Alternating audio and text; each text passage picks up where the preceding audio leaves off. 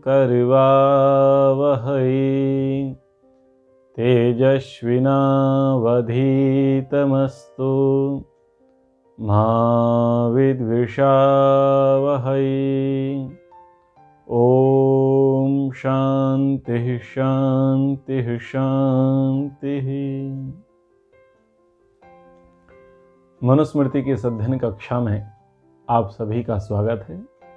मनुस्मृति के 9वें अध्याय का हम अध्ययन कर रहे हैं।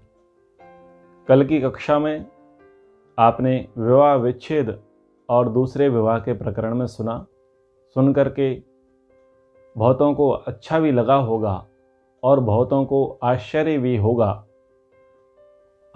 हुआ होगा कि हमारे शास्त्र तो विवाह विच्छेद के संबंध में कुछ कहते नहीं हैं।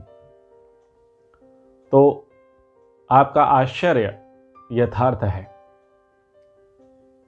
जो 8 प्रकार के विवाह हैं उनमें आरंभिक जो 4 विवाह हैं, आर्ष, ब्रह्म, दैव और प्रजापत्य विवाह,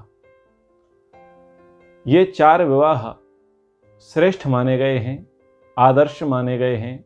आर्यों में, वैदिकों में, सनातनियों में इसी की ही श्रेष्ठता और उत्कृष्टता मानी गई है और शास्त्रों में इन्हीं को ज्येष्ठ और श्रेष्ठ माना गया है। हमारे जितने भी पूर्वज हैं, जिन पूर्वजों का इतिहास हमें रामायण में मिलता है, महाभारत में मिलता है और कुछ पुराणों में मिलता है, आप देखिएगा उन सभी पूर्वजों के संबंध में आपको ये नहीं मिलेगा कि वहाँ पर पति पत्नी के झगड़े हुए, अथवा ना ही आपको ये मिलेगा कि किसी पति ने अपनी पत्नी को छोड़ा अथवा किसी पत्नी ने अपने पति को छोड़ा, और ना ही आपको ये विषय मिलेगा, ना ही ये प्रसंग देखने को मिलेगा कि पुरुष गृहस्थ धर्म का निर्वाह नहीं कर रहा अथवा स्त्री गृहस्थ धर्म के अनुकूल नहीं बरत रही। ये आपको कहीं भी देखने को नहीं मिलेगा, क्योंकि जो आर्ष विवाह हैं, प्रजापत्य विवाह हैं, देव विवाह हैं, ब्रह्म विवाह है, इसकी आधारशिला ही बहुत पवित्र है। संक्षेप में आपको बता देता हूं। 8 प्रकार के विवाहों में ब्रह्म विवाह, देव विवाह, आर्ष और प्रजापत्य ये उत्कृष्ट माने गए हैं, और जो शेष 4 विवाह हैं जिनमें आसुर, गंधर्व, राक्षस और पिशाच आते हैं, ये निकृष्ट माने गए हैं। अब आप देखिएगा, ब्रह्म विवाह यानी स्वयंवर विवाह का तो ये नियम है कि जिसमें वेदों के विद्वान आएंगे, उत्तम स्वभाव के सदाचारी व्यक्ति होंगे और कन्या की सहमति से वर्ण होगा। तो विवाह कैसे हुआ है? वेदों के विद्वानों से हुआ है।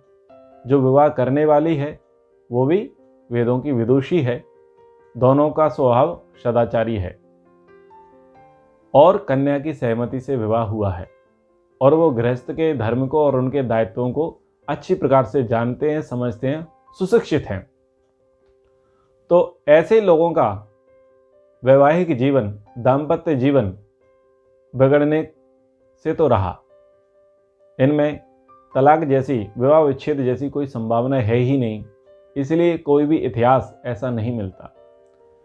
ठीक दूसरे प्रकार का जो विवाह है उसे देव विवाह कहते हैं, जिसमें बड़े यज्ञों का आयोजन होता है और बड़े यज्ञों के आयोजन के साथ विवाह संस्कार होता है।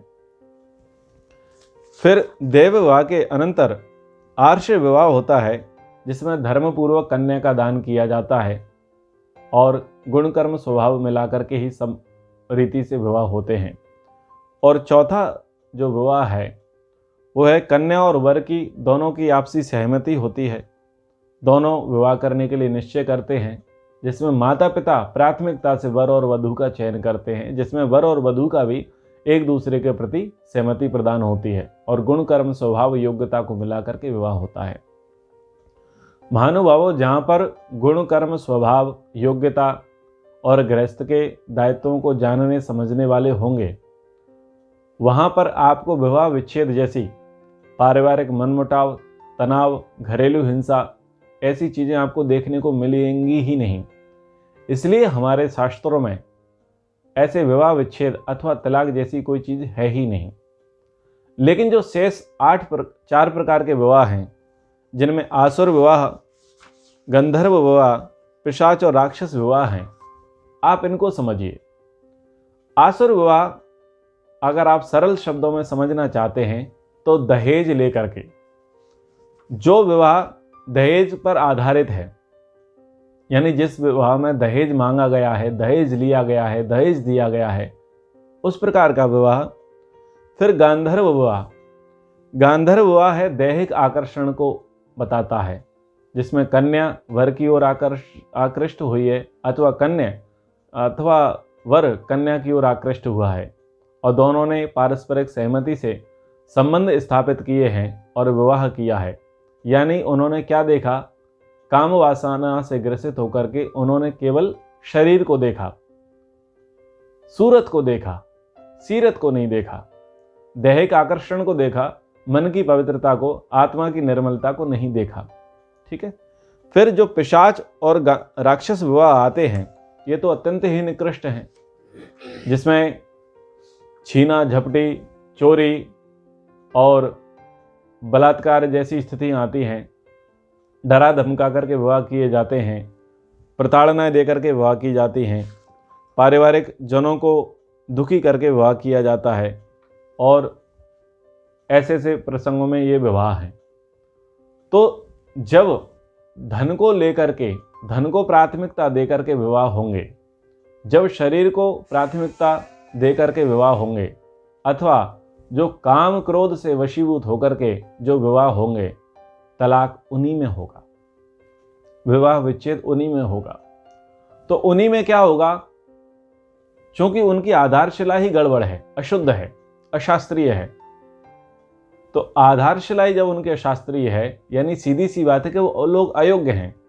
और जब अयोग्य व्यक्ति गृहस्थ में प्रवेश करता है, इस प्रकार से विवाह करता है, तो उनके विवाह प्रायः टिकते नहीं हैं। और न टिकने के कारण होता क्या है कि उनमें विवाद होता है, आपसी मनमुटाव होता है, वैर विरोध होता है। फिर धीरे धीरे उनके विचार नहीं मिलते, जो विचारों का और व्यवहारों का, गुणों का, कर्मों का जो विकृति थी, जो परिवर्तन था, जो विपरीत स्वभाव था, जो गृहस्थ को नरक बना देते हैं, उनके संबंध में हम कल चर्चा कर चुके।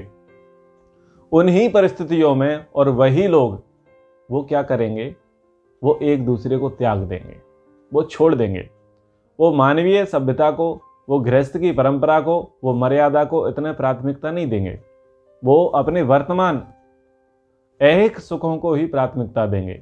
तो ऐसी प्राथमिकता देने वालों के मध्य ही क्या होता है, तलाक होता है, उर्दू में कहें तो, और हिंदी में कहें तो विवाह विच्छेद होता है, और अंग्रेजी में कहें तो डाइवोर्स होता है।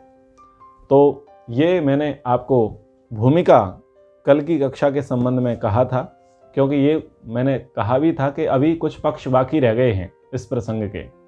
तो उस पक्ष के आधार पर अब आगे कक्षा को बढ़ाते हैं। कहते हैं कि या रोगिणी स्यात् तो हिता संपन्ना चैवशीलतः सानुज्यापि सा अनुजाप्य अधिवेतव्या नावमान्या च करहिचित। तो कह रहे हैं जो स्त्री स्थायी रोगिणी हो, किंतु पति की हितैषणी हो और सुशील आचरण वाली हो, पति उससे अनुकूल अनुमति लेकर के दूसरा विवाह कर ले, उसकी कभी अवमानना न करे। तो ये उन्हीं लोगों के लिए बताया जा रहा है जिन्होंने आसुर विवाह किए हैं, जिन्होंने गांधर्व विवाह किए हैं, जिन्होंने प्रजापत्य विवाह किए हैं, जिन्होंने राक्षसी विवाह किए हैं। यानी जिस प्रकार के विवाह आजकल होते हैं, दहेज को लेकर के, बंगला गाड़ी और नौकरी को देख करके, शरीर को देख करके जो विवाह होते हैं, प्रायः उन्हीं विवाहों में बाद में पति पत्नी को एक दूसरे के प्रति रोना पड़ता है, एक दूसरे की वजह से। तो वहाँ पर ये उन्होंने कहा कि ठीक है, दूसरा विवाह कर लो। फिर आगे कहा अधिवितना तु या नारी निर्गेच्छे दृश्यता गृहात् सा सद्य सन्निरोधाभ्य त्याज्या वा कुल सन्निधौ।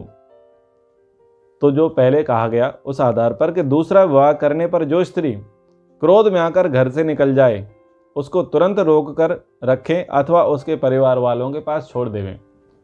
तो अब उस व्यक्ति ने क्या किया, दूसरा विवाह कर लिया। दूसरा विवाह किया, लेकिन विवाह से पहले तो उसने अनुमति मांगी और पत्नी ने अनुमति दे दी कि ठीक है दूसरा विवाह कर लो। लेकिन बाद में वो पत्नी के आने पर, दूसरी पत्नी के आने पर वो दुखी हो गई, क्रोधित हो गई और क्रोध में झगड़ा करने लगी अथवा वो घर से बाहर निकल गई। तो कह रहे हैं कि भाई उसे समझाओ, जा करके वापस लाओ। और फिर भी यदि वो वापस नहीं आना चाहती तो कहीं गलत जगह ना चली जाए, कुछ गलत कार्य ना कर ले, तो उसको उसके पारिवारिक जनों के यहाँ छोड़ दो। प्रतिषिद्धापि चेद्या तो मध्यम उभयदयेषु अपि प्रेक्षा समाजम गच्छेद्वा सा दंड्या कृष्णलानि सट। तो यहाँ पर एक दंड विधान के विषय में कहा कि जो स्त्री पति के द्वारा निषेध करने पर भी, यानी पत्नी को पति ने निर्देश किया, क्या निर्देश किया कि जो प्रसन्नता के आयोजन हैं और उत्सवों में मद्यपान करे अथवा सार्वजनिक नाचने गाने आदि की जगह पर जाए, उसे 6 कृष्णल स्वर्ण से राजा दंडित करे। यानी वहाँ पर उसको दंड का विधान किया कि यदि पति ने मना कर रखा है और सार्वजनिक नाचने गाने के स्थान जहाँ पर लोग ऐसे ही नाचते गाचते रहते हैं या वो शराब आदि का पान करती है मांगलिक कार्यक्रमों में, तो वहाँ पर उसको राजा की ओर से अर्थदंड दिया जाए। तो ये जो 3 बातें आज कहीं और कल के प्रसंग में जो विवाह विच्छेद के अलग अलग प्रसंग बताए कि किन किन प्रसंगों में, किन किन प्रकरणों में यदि असहनीय स्थिति हो जाती है, जीवन अनारकीय हो जाता है, तो नारकीय जीवन ना जिए, आप उस जीवन को, उस संबंध को फिर ख़त्म कर दीजिए, हटा दीजिए, उससे अलग हो जाइए। क्योंकि दुखी मत होइए, हिंसा हो सकती है, क्राइम हो सकता है और जीवन का विघात हो सकता है, सामाजिक अपराध बढ़ सकते हैं। तो वो ना हो, उससे बेहतर है अलग हो जावें। तो ये अलग होने का प्रसंग उन्हीं में होगा जिनके विवाह ही गलत हुए। यानी लड़का लड़की जब मिले तो उन्होंने गुण कर्म स्वभाव नहीं मिलाए, दैहिक आकर्षण उन्होंने देखा, अथवा लड़की पसंद की लड़के वालों ने, लड़का पसंद किया लड़की वालों ने, यानी माता पिता की इच्छा से शादी हुई, लड़के लड़कियों की इच्छा से शादी नहीं हुई, अथवा धन को देख करके विवाह हुआ, अथवा जल्दबाजी में विवाह हुआ।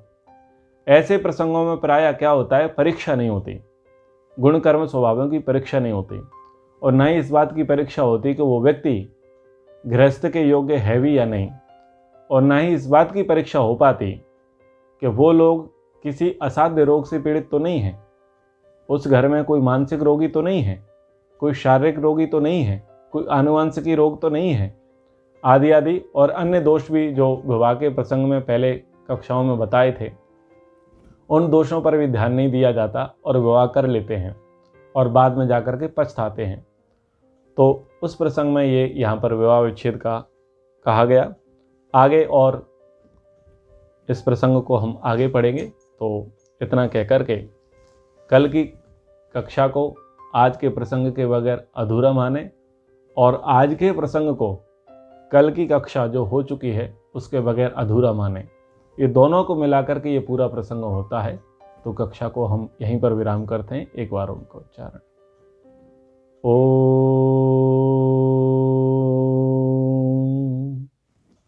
सबको सादर नमस्ते।